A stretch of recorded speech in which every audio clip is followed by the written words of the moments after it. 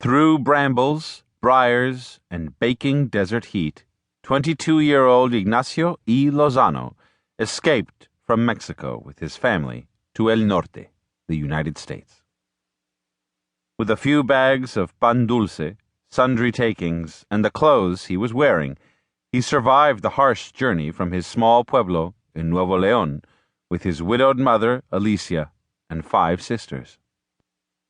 They arrived in San Antonio, Texas, a city about 150 miles north of the Mexico border, in 1908.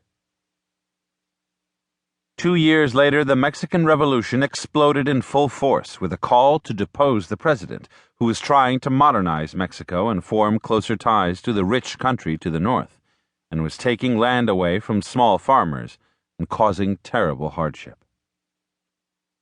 Along with other refugees fleeing injustice into Texas, young Ignacio wondered about his village, friends, and family.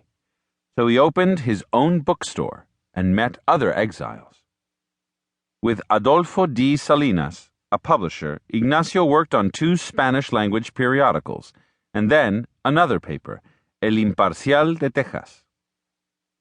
Ignacio became an editor and a journalist, a man interested in reporting on a country falling apart, his country.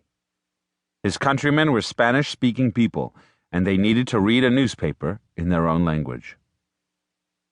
After learning the publishing trade from these early efforts, Ignacio decided in 1913 that it was time to launch his own independent newspaper, La Prensa. Rather than print the usual local fare, he took courageous steps as a young journalist. He published weekly articles on battles and changes in Mexico, the new leaders, the return of the land to the poor, riots. 2 years later, La Prensa was a daily, printing reports on the lives of political refugees, those in flight from Mexico to the United States, as well as events in Mexico, too.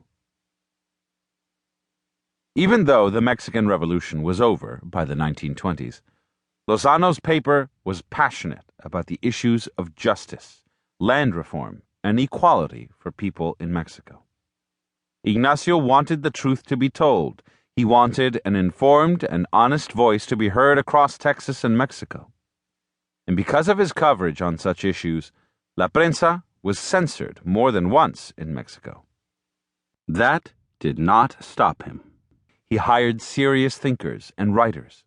He employed direct correspondence in Paris, Mexico City, and Washington. His family had suffered in Mexico and crossing the border. Others were still suffering. Reporting on this could make it possible for difficult topics to be talked about in schools, bus stations, and kitchens. As his publishing business grew in San Antonio, Ignacio noticed that similar migrations of Mexicanos had flowed across Mexico to California, and many had settled in Los Angeles.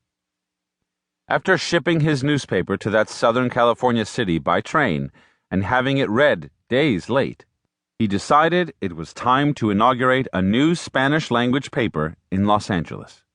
News has to be new.